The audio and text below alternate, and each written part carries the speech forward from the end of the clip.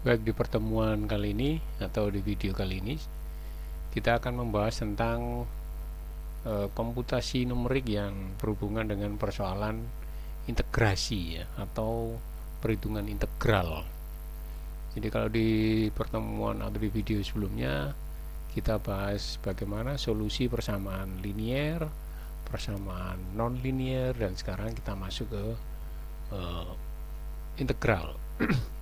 Integral ini sudah pernah Anda dapatkan pastinya di SMA atau di SMK juga ya. Lebih banyak di teknik ini, di IPA atau di SMK mestinya diajarkan. Jadi bentuk umum dari sebuah persoalan integral adalah seperti ini ya. Kalau kita punya fungsi fx ya, kemudian kita integralkan, maka dibuat notasi integral seperti ini, dimulai dari rentang A sampai B ya. Nah, A dan B ini adalah batas-batas integrasi yang dihitungnya. Kemudian fx adalah fungsi yang dicari integrasi. Sebetulnya apa sih integral atau integrasi ini? Integral atau pencarian integral sebetulnya adalah mencari sebuah luasan dari sebuah fungsi ya. Kita langsung lihat contohnya ini ya, grafiknya. Nah, ini dia. Jadi kalau ada sebuah fungsi y sama dengan fx, kita gambarkan dalam grafik kartesian seperti ini. Dan misalkan bentuk grafiknya adalah seperti ini ya, berarti grafiknya untuk fungsi nonlinear itu ya. Jika kita cari integral dari A sampai B untuk fungsi fx, atau dalam notasi matematikanya seperti ini, mana tadi? Ini ya, integral dari A sampai B untuk fungsi fx dx ya, terhadap x ya, diferensiasinya, maka yang kita cari sebetulnya adalah luasan dari grafik ini antara A sampai B ya, yang dibatasi oleh grafik dan batasannya. Jadi yang diarsir ini dicari luasannya. Nah, ini ya. Jadi kalau bentuk grafiknya seperti ini, kemudian dicari integral dari A sampai B dari fungsi itu, maka sebetulnya kita sedang mencari luas daerah yang diarsir ini dari A sampai B dengan batasan AB dan grafik fungsinya ya. Berarti kalau kita mencari integral dari fungsi garis lurus misalnya ya, garis lurus yang berbentuk kotak, kita tinggal mengalihkan panjang kali lebarnya. Iya. Jadi luasan dari sebuah kotak itu sebetulnya adalah kasus khusus integral, di mana grafiknya adalah sebuah garis lurus ya. Jadi itu kasus khusus dari integral yang kebetulan grafiknya lurus dengan batas A sampai B ya. Kita tinggal mencari panjang AB-nya dikalikan tingginya ini. Oke ya. Mudah-mudahan dipahami tentang konsep integral ini. Nah, ini kalau kita hitung secara analitis. Sekali lagi, analitis adalah perhitungan otak manusia. Bagaimana dengan komputer? Untuk komputer tetap mengandalkan iterasi, tapi bentuk pendekatannya tidak dihitung secara analitis, tapi seperti ini ya. Saya langsung saja ke bentuk contohnya ya. Cara pertama adalah menggunakan metode bias. Bias itu artinya grafik yang tadi utuh seperti ini, solid ya. Nah, ini solid ya, pejal ya, tidak ada semuanya homogen bagian dari integralnya. Pada metode bias, bentuk yang solid atau utuh ini dipotong-potong ya. Di bias, bias itu artinya di slice atau dipotong-potong, dicacah ya, dicacah, sehingga bentuknya seperti ini dalam metode bias. Nah, ini dia. Kalau grafiknya lengkung seperti ini, maka dia dipotong-potong menjadi beberapa bagian, dan bagian itu dinamakan H ya. H itu lebar dari biasnya atau potongannya, dipotong-potong. Nanti hasil yang dicari integral antara A sampai B itu dihitung jumlah dari potongan-potongan ini, jumlah luasan potongan-potongan ini. Ya, dimana luasan potongan itu sebetulnya adalah ada dua cara. Yang pertama, yang paling sering dipakai, cara pertama, potongan-potongan itu diasumsikan sebagai kotak yang mudah dihitung. Jadi misalnya, ini grafik yang akan dicari integralnya dari A sampai B ya, dipotong-potong menjadi lebarnya misalnya H ini. Nah, nantinya di metode pertama yang menggunakan metode segi 4, potongan-potongan ini dianggap sebagai kotak seperti ini. Nah ya, ini satu potongan dianggap sebagai kotak ini. Jadi lengkung ini tidak diperhitungkan atau diabaikan, tapi dianggap sebuah kotak saja, sehingga hitungannya mudah. Kita tinggal menghitung luas satu kotaknya, satu segi 4 dari banyak segi 4 ini ya, ini kan banyak nih, jumlah H kali N ya. Nah, satu kotak ini tinggal menggunakan H dikalikan B dikurangi A, atau X1 dikurangi X0, sudah ketemu satu. Kemudian kita bergeser ke H berikutnya, dimana H nya kan selalu sama ini. Kita lihat H nya selalu sama lebarnya. Jadi H ini terus dihitung dikalikan tinggal X nya saja ini. Oh sorry ya, H itu selalu X min X1 min X2, tapi dikalikan tingginya, sorry ya, dikalikan tingginya. Kita pilih tingginya. Ya, tingginya ini. Nah, tingginya itu apa ya? Tingginya ya kalau kita masukkan X0 ke dalam Fx, itu tingginya, ketemu ini tingginya. Ini tingginya nih. Itu sama dengan kalau X0 ini dimasukkan ke dalam Fx. Jadilah perkalian iterasi antara X0 dimasukkan ke Fx dikalikan H, kemudian ditambah X1 dimasukkan ke Fx dikalikan H, dan seterusnya sampai ke Xn, yaitu B, batas terakhir yang dimasukkan ke dalam Fx dikalikan H. Ketemulah total luasan yang itu dianggap sebagai integral antara A sampai B dengan fungsi Fx. Ya. Ya, metode kedua yang lebih teliti, satu pias atau satu slice ini tidak dianggap sebagai kotak, tapi dianggap sebagai trapesium. Jadi tidak dibuat kotak begini, tapi dibuat miring dari ujung ini, garis ini, X0 ini ke X1 sini, ditarik garis. Jadi lebih presisi ya. Begitu juga yang kedua ini, pias kedua tidak dianggap kotak begini, tapi ditarik garis dari sini ke sini. Ya, jadi lebih mendekati dan seterusnya, dan itu diulang-ulang. Jadi perbedaannya pada metode pertama, piasnya dianggap kotak, dihitung luasannya, kemudian diulang-ulang sampai dari A sampai B. Kemudian metode trapezoidal tidak dianggap kotak, tapi dianggap trapesium. Ya, dimana rumus dari trapesium itu adalah setengah kali sisi sejajar dikalikan tingginya. Setengah dikalikan jumlah sisi sejajar dikalikan tinggi, ya, rumusnya trapesium. Kita lihat trapesium ini kaidah segi 4 ya. Menurut saya sudah sangat jelas ini caranya. H dikalikan tingginya ini ya, dianggap sama tingginya meskipun realnya beda ya, dianggap salah satu saja. Biasanya yang diambil yang pertama X0, dimasukkan ke dalam Fx, nanti ketemu tingginya dikalikan H, sudah ketemu luasan, diiterasi terus seperti itu sampai B, ketemu integralnya ya.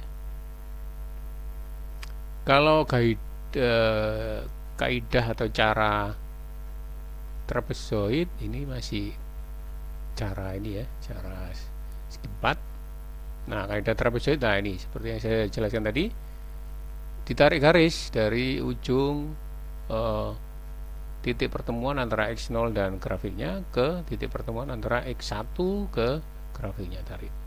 Jadi tidak dibuat sama, tapi dibuat miring ya, lebih mendekati grafiknya. Nanti luasannya dicari dengan ini ya. Ini sebetulnya rumus luas trapesium ya, dimana luas trapesium itu adalah jumlah sisi sejajar ini, salah ini ya, bukan fx0 ditambah fx0 tapi fx0 ditambah fx1. Ini tingginya ini fx0, ini fx1 dijumlahkan dikalikan h lebarnya dibagi 2. Ini rumus trapesium untuk satu bias. Kalau misalnya integralnya sampai beberapa bias ya tinggal iterasi saja, diulang-ulang. Tinggal mengganti parameter fx0 dan fx1 nya digeser ya, dari A sampai B ya, itu ya. Kemudian metode yang terakhir adalah metode titik tengah. Dia diambil titik tengahnya ini. Jadi kalau cara pertama tadi segi 4 itu diambil x0 nya, ini diambil tengah-tengah antara x0 dan x1 ya. Jadi sebetulnya sama seperti segi 4, hanya bedanya ini diambil nilai tengah dari x0 dan x1, kemudian dicari atau dimasukkan ke dalam fx, ketemu tingginya dikalikan h. Jadi modifikasi dari metode segi 4 ya. Nah ini dia, ini yang dicari titik tengahnya ini, garis putus-putus ini antara x0 dan x1 dari garis tengahnya, kemudian dikalikan h. Nah sekarang h-nya bagaimana cara penentuannya? Ya terserah kita. Kalau h-nya banyak berarti a min B, ini kan selisih dari B dan A itu A min B ya, panjangnya, panjang X nya ini dibagi N, ketemulah H. Kalau N nya semakin banyak atau jumlah biasnya ini semakin banyak, maka semakin akurat perhitungan integral numeriknya ya. Tapi kalau kita misalnya A dan B ini, misalnya A nya 1, B nya 10, cuman kita bagi n nya 5, berarti kan jarak atau jumlah biasnya hanya 10 dibagi 5, 2 ya, 2. Sehingga total hanya ada 5 bias atau 5 slice. Otomatis ini akan semakin kasar ini ya. Cara pencarian luasan di tiap biasnya akan semakin kasar. Sebaliknya kalau n nya banyak, misalnya A sampai B ini A nya 2, B nya 10, selisihnya kan 8 ya, kita bagi 100 misalnya, maka biasnya akan semakin kecil-kecil, perhitungan akan semakin lama, tapi keakurasinya semakin tinggi. Apalagi kalau kita pakai metode trapezoidal yang sangat mendekati hasil analitis yang sebenarnya ya. Selisihnya kan cuma ini aja errornya ya. Itu gambaran tentang proses perhitungan numerik menggunakan komputasi untuk mencari integral ya. Dan di sini Anda bisa lihat bagaimana implementasinya dalam coding, tapi dalam bahasa Pascal ini sesuai yang dicontohkan oleh Pak Renaldi Munir dari ITB ini ya. Nah, orang lama dia pakai bahasa Pascal. Nah ini dia. Anda lihat di sini prosedur trapesium, parameternya AB ini batas-batas X-nya ya, rentangnya A sampai B. Kemudian N ini jumlah bias atau jumlah slice-nya, kita potong menjadi berapa. Kemudian I ini hasil total luasan yang dihitung ya. Kita lihat dia pakai apa nih? Menggunakan trapesium ya, menggunakan trapesium. Nah, yang paling penting kita lihat dalam loop ini, kita lihat ya, loop ini sigma sama dengan sigma. Jadi sigma ini dianggap sebagai luasan totalnya, akumulasi dari totalnya. Itu selalu dimulai sigmanya pasti 0 ini ya. Awalnya luasannya 0, kemudian luasan pertama 0 ditambah ini 2 kali fx, dimana fx nya ini akan ditentukan ya sebagai fungsinya.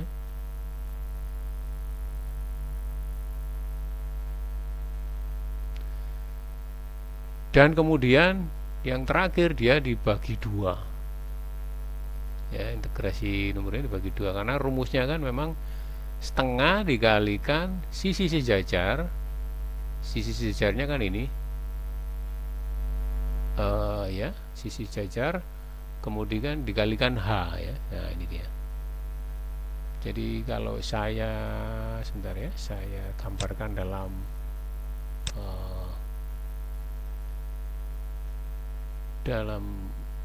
ini aja, Paint biar mudah.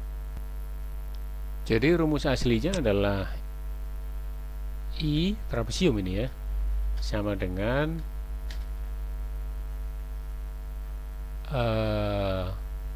setengah atau H dibagi 2 dikalikan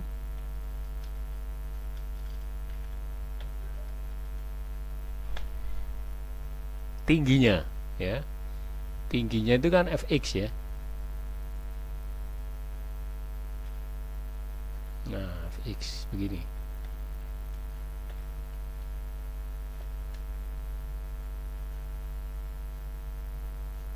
Ditambah fx1 ditambah nah rumus hasilnya kan begini, fx2. Nah ini rumus aslinya ya untuk luas satu pias trapesium, tapi di dalam codingnya kita lihat ternyata H2 nya dikeluarkan setelah semua dihitung. Jadi dalam iterasi itu yang dihitung semua adalah ini dulu ya, fx1 ditambah fx2 itu disederhanakan dalam loop ini sama dengan 2 kali fx ya. Ini jadi ini menjadi 2 dikalikan fx. Jadi yang diambil itu 1x saja, tidak perlu x2 dan x1, tapi salah satu saja misalnya kita ambil fx1 ya. Nah dengan demikian kita proses loopingnya lebih sederhana karena kita hanya mengambil satu kali loop atau satu kali perhitungan ya, hanya satu kali perhitungan dengan mengambil 1x saja dimasukkan ke dalam fungsi kemudian dikalikan 2. Nah ini terus diulang-ulang sampai n kali, dikalikan n ya sejumlah loopnya ketemu, baru kemudian dikalikan H dan dibagi 2. Anda lihat di sini. Jadi setelah ini di loop berkali-kali sejumlah n nya, sejumlah biasnya, kemudian dikalikan H lebarnya kemudian dibagi menjadi dibagi 2 ya, seperti itu ya. Jadi coba Anda pelajari lagi, nanti bisa Anda praktekkan dalam bahasa apapun, tapi saran saya Anda coba dalam bahasa Python ya. Baik, sampai di sini dulu. Silakan Anda pelajari lagi ya. Dan Anda coba metode trapezoid yang ada di coding ini Anda modifikasi untuk metode yang lebih sederhana, yaitu metode titik tengah dan metode awal tadi ya, metode segi 4 ya. Jadi Anda coba modifikasikan, Anda trial ya, mana yang perlu diubah ya, nanti kemudian dicoba di Python ya.